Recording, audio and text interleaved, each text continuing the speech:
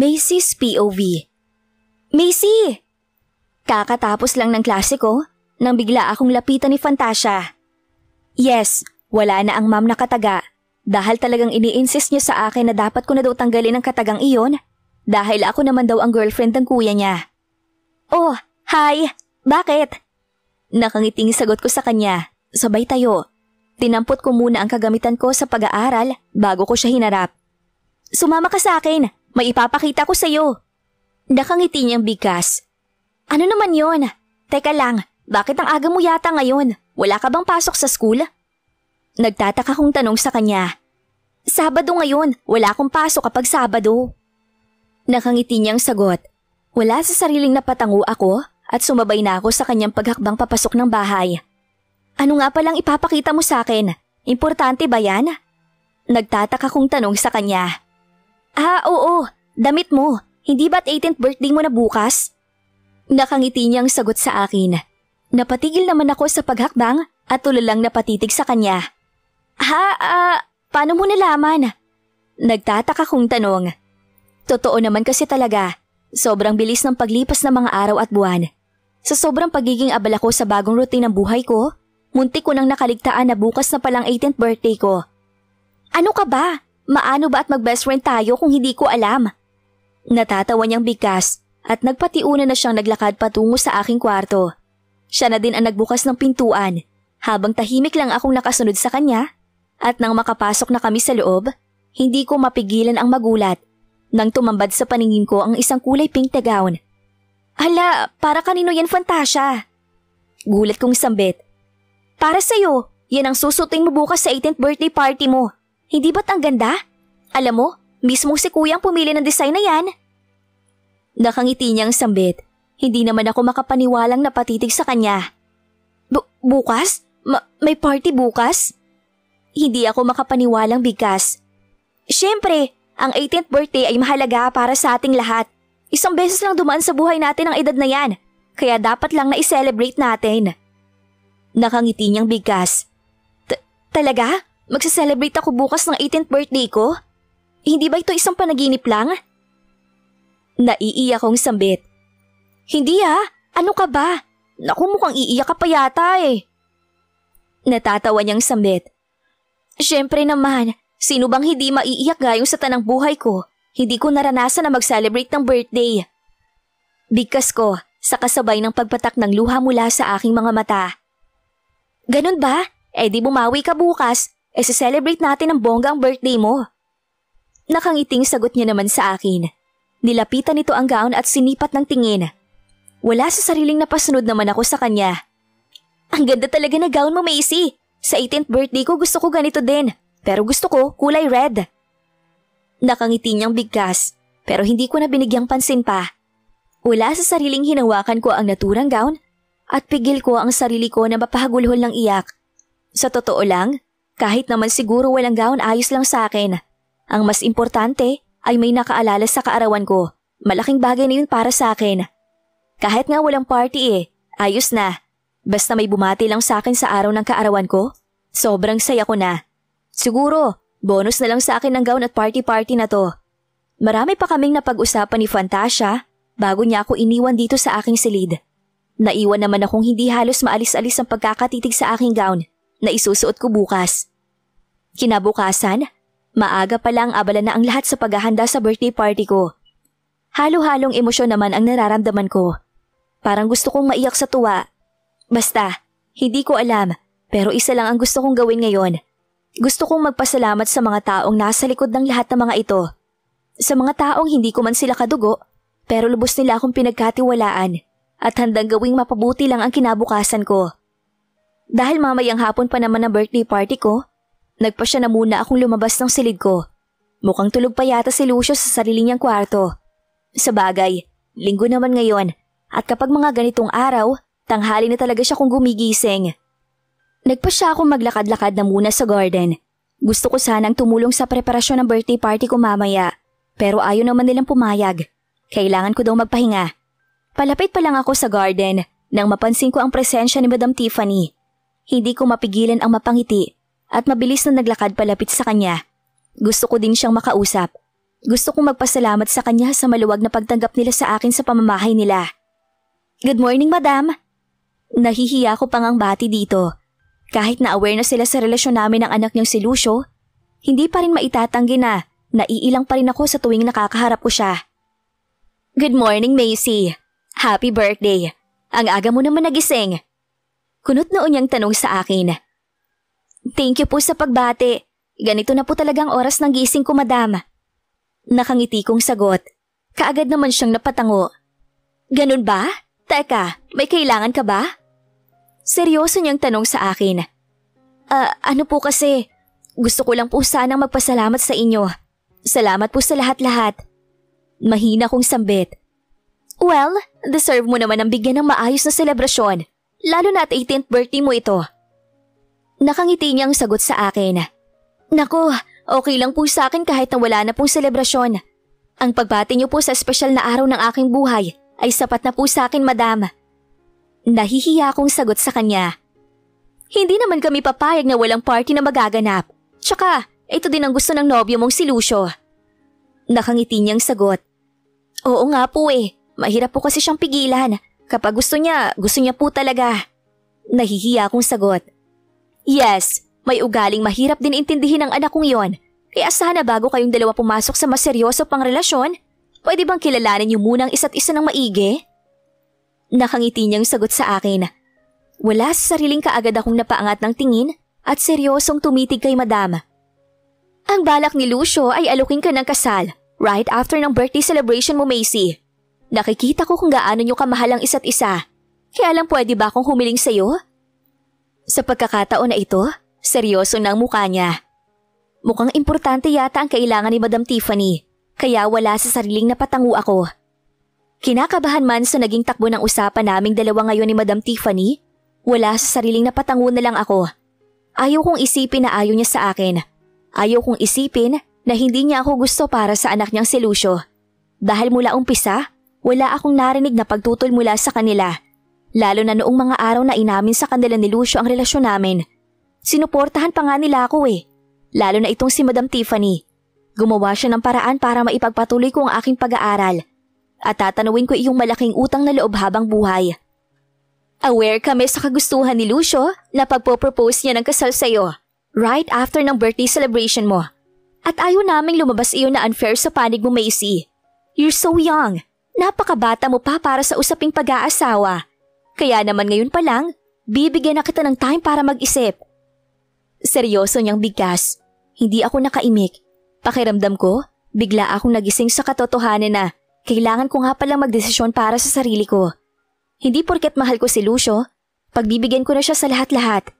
Dapat kong isaisip na magkaiba kami ng mundong ginagalawan. Mayaman sila, mataas ang antas ng kanilang pamumuhay, at napapalibutan sila ng mga taong professional. Mga taong perfectionist. At ano na lang iisipin nila kay Lucio kapag malaman nila na ang babaeng gusto nitong maging asawa ay isang pobre at walang pinag-aralan. Minsan na akong nakaranas ng pang-aalipusta mula sa ibang tao at ayaw ko nang maulit iyon. Hindi sapat na maging asawa ka lang ng isang mayaman at makapangyarihang tao para tumigil sa pagtupad ng mga pangarap. Gusto ko din maipagmalaki ni Lucio sa lahat, pero paano nga ba? Ni hindi ako nakatuntong ng kolehiyo. Hindi sapat ang homeschooling para masabi ko sa sarili ko na isa na akong successful na tao. Kaya mo bang talikuran lahat ng pangarap mo para kay Lucio, Macy? Nag-uumpisa ka pa lang sa pagtupad sa mga pangarap mo. At may posibilidad na mahinto iyon kapag nag-asawa ka na. Muling bigkas ni Madam. Wala sa sariling napatitig ako sa kanya. Sa totoo lang, gusto kong makarinig ng payo mula sa kanya. Lumaki akong puro pagmamalupit ang naranasan ko. At nandito na ako sa sitwasyon na ako mismo ang pipili sa mismong magiging kapalaran ko. Nandito na din ako sa punto na ramdam ko ang suporta ng halos lahat. Ako na lang ang kulang. Mga desisyon ko ang kailangan para mapatunayan ko sa sarili ko na pwede din akong ipagmalaki ng taong mahal ko. Huwag mong isipin na hindi ka namin gusto para kay Lucio. Pero tandaan mo na, ang pag-ibig ay hindi lang puro sarap, hindi lang puro saya. May kaakibat iyon na malaking responsibilidad at napakabata mo pa para magpatali sa isang kasal. Seryoso niyang bigkas. Suportado ka namin sa lahat ng magiging desisyon mo ngayon. Pero gusto namin, na tanungin mo ang sarili mo kung hanggang saan kaya ang kaya mong ibigay kay Lucio. Muli niyang bigkas. Sa lahat ng mga sinabi ni Madam Tiffany, nanatili akong tahimik. Ni hindi ko nga alam kung paano natapos ang pag-uusap naming iyon, pero nakita ko na lang ang sarili ko na naglalakad na ulit papasok ng bahay. Tulala sa daming mga alalahanin na pumapasok sa isipan ko. Hindi ko alam kung ano ba talaga ang tama. Ayaw kong biguin si Lucio. Gusto kong ibigay lahat ng nais niya, pero paano naman nadangal niya? Paano niya ako ihaharap sa mga kaibigan at mga taong kakilala niya na nasa mataas ng lipunan? Tama si Madam Tiffany, hindi sapat ang pag-ibig para maging masaya. Kailangan din naming isaalang-alang ang kung ano man ang sasabihin ng iba. Gusto ko pong maging teacher. Gusto ko po sanang may mapatunayan sa sarili ko bago ako ikasal.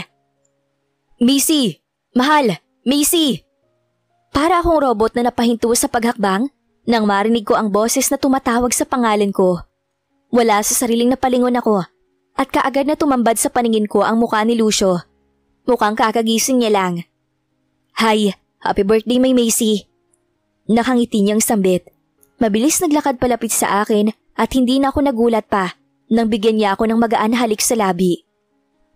Ang aga mo yatang nagising ngayon ah. Galing ako sa room mo at wala ka na doon. Saan ka galing? Nakangiti niyang tanong sa akin. Mukhang masarap ang gising niya ngayong umaga. Kaya naman lalo nagtatalo ang kalooban ko kung kakausapin ko pa ba siya ngayong umaga. Kung sasabihin ko ba sa kanya ang desisyon na kanina pa gumugulo sa isipan ko. Oo. Maaga talaga akong nagising kanina. Pilit ang ngiting sagot ko. Hey, may problema ba? May sakit ka ba? Bakit parang wala ka yata sa mood ngayong umaga? Natatawa niyang tanong sa akin. Naku, ayos lang ako Lucio. Promise, ayos lang talaga ako. Bigkas ko at sinabayan ko pa ng sunod-sunod na pag-iling. Macy, kilala kita. Alam ko kung genuine ba ang tuwa mo or may gumugulo ba sa isipan mo. Now, tell me, may problema ba? Seryoso niyang tanong sa akin. Wala sa sariling napatitig ako sa kanya at muli ding nag-iwas ng tingin nang mapansin ko kung gaano siya kaseryoso ngayon. Lucio, pwede ba tayo mag-usap ng masinsinan? May sasabihin sana ako sa iyo eh. Mahinang bigkas ko. Tungkol saan? Wow, sa ilang buwan kitang nakilala, parang ngayon ka lang naging seryoso ng ganyan ah. May problema nga siguro. Pilit ang ngiting sagot niya. Pwede bang sa kwarto tayo? Muli kong bigkas. Sure, sang kwarto? Kwarto mo or kwarto ko? Nakangiti niyang tanong. Alam kong pilit niya lang tinatakpan sa pamamagitan ng pagbibiro ang pagtataka niya sa naging asal ko ngayong umaga. Heist, sana lang talaga hindi siya magagalit sa akin sa kung ano man ang maging desisyon ko. Alam kong ilang buwan din siyang naghintay at ayaw ko din namang maging unfair sa kanya. Masyadong mabait si Lucio para paasahin ko siya. Sana lang talaga maging bukas ang puso at isipan niya sa kung ano man ang desisyon ko ngayon. Pagdating namin sa aking silid, kaagad na naupo si Lucio sa kama. Nakangiti niya akong muling hinarap bago siya nagsalita. So, tell me, anong gusto mong sabihin? Malumanay niyang tanong. Hindi naman ako nakaimik. Hindi ko kasi alam kung paano ko ba umpisahang sabihin sa kanya ang kung ano ang nais ko. Natatakot ako sa posibleng magiging reaksyon niya. Macy, tatayo ka na lang ba dyan? Anong nangyari? Mukhang seryoso ang sasabihin mo ngayon ah. Dapat na ba akong kabahan? Nakangiti niyang bigas. Wala sa sariling napakamot ako sa aking ulo bago ako dahan-dahan na naglakad palapit sa kanya. Lucio, gusto kong mag-aral muna. Mahina kong sambit. Sapat lamang iyon para marinig niya. Mag-aral? Yeah, of course. Mag-aaral ka. Hindi ba't yan naman ang ginagawa mo ngayon? Seryoso niyang tanong sa akin. Oo. Nag-aaral na ako ngayon. Pero mas gusto kong pumasok sa isang university. Gusto kong makapagtapos at maging teacher. Seryoso kong bigkas. Kahit na ang totoo, parang gusto ko nang kumawala ng puso ko sa sobrang lakas ng kabog ng dibdib ko. Hindi ko maintindihan. Oo naman, lahat ng nais mo mangyayari yon. Napakasimpleng bagay at kayang-kaya kong i-provide lahat ng yun sa'yo, Macy. Alam mo naman siguro kung gaano kita kamahal, di ba? Seryoso niyang bigkas habang titig na titig sa akin. Mula sa pagkakaupo, tumayo siya at naglakad palapit sa akin. Wala sa sariling napaatras ako nang mapansin kong halos magdikit na ang aming mga katawan. Sa naging reaksyon kong iyon, Napansin kong natigilan naman si Lucio at nagtataka akong tinitigan. Ayaw ko pa sanang magpakasal. Ayaw ko pa sanang maging asawa mo. Mahina kong sambit. Wala na. Dumating na ako sa punto na kailangan ko nang sabihin sa kanya ang kung ano man ang gumugulo sa isipan ko. At sana lang maintindihan niya ang kung ano man ang nais ko. Anong sabi mo? Mahina pero seryosong tanong niya sa akin. Napansin ko ang pagkalito na nakaukit sa kanyang muka, kaya naman lalo akong nakaramdam ng pagkabalisa. Ayaw ko munang maging asawa ka. Walang patumpik-tumpik kong bigkas at kaagad na nag-iwas ng tingin sa kanya. Hindi ko kasi talaga kayang makita ang magiging reaksyon niya eh. Natatakot ako. Ayaw kong saktan siya. Anong sabi mo? Ayaw mo maging asawa ko? So, ayaw mo sa akin? Seryoso niyang tanong. Ramdam ko ang pait sa boses niya, kaya naman hindi ko maiwasan na makaramdam ng guilt. No, hindi sa ganon. Mahal kita, Lucio. Mahal na mahal kita. Kaya lang, may mga bagay pa kasi akong gustong i-priority sa ngayon. May gusto pa akong abutin sa buhay ko. At magagawa ko lang yun kapag hindi ko na natuloy pa ang sasabihin ko nang bigla na lang tinabig ni Lucio ang libro na maayos na nakapatong sa bedside table. Gulat naman akong napatitig sa kanya. So, sinasabi mo ngayon sa akin na hindi mo naman ako gusto? Na bigla mo na-realize na wala ka naman talagang pagtingin sa akin? Galit niyang bigkas. Nahintakutan naman akong napatitig sa kanya. Hindi sa ganon. Huwag mong isipin na hindi kita mahal. Mahal na mahal kita. Kaya lang, gusto ko na kapag maging asawa mo ko, gusto ko din na maipagmalaki mo ko sa mga kaibigan mo, sa mga taong nakapaligid sa'yo. Naiiyak ko ng bigkas. Hindi naman siya nakasagot, pero matiim pa rin siyang nakatitig sa akin. Alam mo kung anong klaseng buhay meron ako dati. Nakita mo naman siguro kung paano ako alipustahin ni Melissa noon dahil sa kawalan ko ng pinag-aralan, di ba? Si Melissa pa lang ang gumawa nun sa akin. Paano na lang kung malaman pa ng ibang tao na kagaya mo na nasa mataas na antas na lipunan na ang babaeng napili mong pakasalan ay walang pinag-aralan? Ano na lang ang iisipin nila sa'yo? Lucio, ayaw kong mangyari yon. Ayaw kong mapahiya ka dahil sa akin. Umiiyak ko ng bigkas. Natigilan naman ito sabay iling. I don't care. I really don't care sa mga sasabihin ng mga lintik na yan, Missy. Ang alam ko, mahal kita. At masaya ko na palagi kang kasama. Seryoso niyang bigkas. Inisang hakbang niya ang pagitan naming dalawa at hinawakan niya ako sa dalawa kong kamay. Wala akong pakialam sa kung ano man ang sasabihin ng ibang tao sa'yo. Walang mas mahalaga sa akin, kundi ikaw lang. Ikaw lang, kaya sana, wag mo kong biguin. Seryoso niyang bigkas. Pigil ko naman ang sarili ko na mapahagulhol ng iyak sabay iling. Sorry, patawarin mo ko, pero hindi ko kayang ibigay sa iyo ang kung ano man ang gusto mo, Lucio. Mahina kong sambit. Napansin ko ang sakit na kaagad na gumuhit sa mga mata niya, kasabay ng dahan-dahan na pagbitaw niya sa kamay ko. Laglag ang balikat na naglakad siya patungo sa pintuan ng silid. Hindi ko naman mapigilan ang mapaiyak. Masakit din naman sa akin ang desisyon kong ito. Pero anong magagawa ko? Gusto kong may mapatunayan muna sa sarili ko bago sana ako papasok sa mundo ng pag-aasawa. Kung hindi ko ito gagawin ngayon, tiyak ako magpo-propose siya ng kasal mamaya sa harap ng maraming tao. At ayaw ko naman siyang mapahiya. Kung anong desisyon mo, bahala ka na. Katagang huling binitiwan ni Lucio bago siya tuluyang lumabas ng silid. Naiwan naman akong hindi ko na mapigilan pa ang mapahagulhol ng iyak. Kay hirap pala ng ganito. First time kong nakita na magalit si Lucio at sana mapatawad niya ako sa naging desisyon ko ngayon. Hindi ko na alam kung ilang oras na akong umiiyak dito sa aking silid. Pero isa lang ang sigurado ako. Sobrang nasasaktan ako sa ginawa ko kay Lucio. Nakakatakot isipin na sobrang nagalit siya sa akin kanina. Nakakatakot isipin na baka layuan niya na ako. Dahil binigo ko siya sa kung ano man ang nais niya. Alam kong sobrang nasasabik na siya na dumating ang 18 kaarawan ko. Binigo ko si Lucio at ngayon ko lang napagtanto kung kaya ko ba talagang panindigan ang naging desisyon ko. Bigla tuloy akong nawalan ng gana. Hindi ko alam kung kaya ko pa bang i-celebrate ang birthday party ko. Gayong feeling ko, durog na durog ang puso ko. Gustuhin ko mantigilan na ang pag-iiyak pero ayaw talagang makisama ng mga mata ko. Kusa talagang pumapatak ang luha mula sa aking mga mata. Nasa hindi maayos na sitwasyon ang damdamin ko nang marinig ko naman ang sunod-sunod na katok sa pintuan ng aking silid. Bago iyon, dahan-dahan na bumukas. "Pwede ba akong pumasok?" Kaagad na sambit ng isang boses na lalaki. Pasimple kong pinunasan ng luha mula sa aking mga mata bago ko ibinaling ang aking tingin. "Sir DJ, kayo po pala. Sige po, pasok po kayo." Mahina kong sambit. Mabilis naman siyang pumasok at naglakad palapit sa akin. "Ano ang nangyari? Nag-away kayo ni kuya no?" Seryoso niyang tanong. Nagalit yata siya sa akin kasi tinanggihan ko ang nais niya na magpakasal kami. Malungkot kong bigkas. "Ha? Talaga? Kaya pala bigla na lang umalis si kuya. Nag-away pala kayo." Seryoso niyang sagot. "Ha? Umalis si Lucio?" Gulat kong bigkas.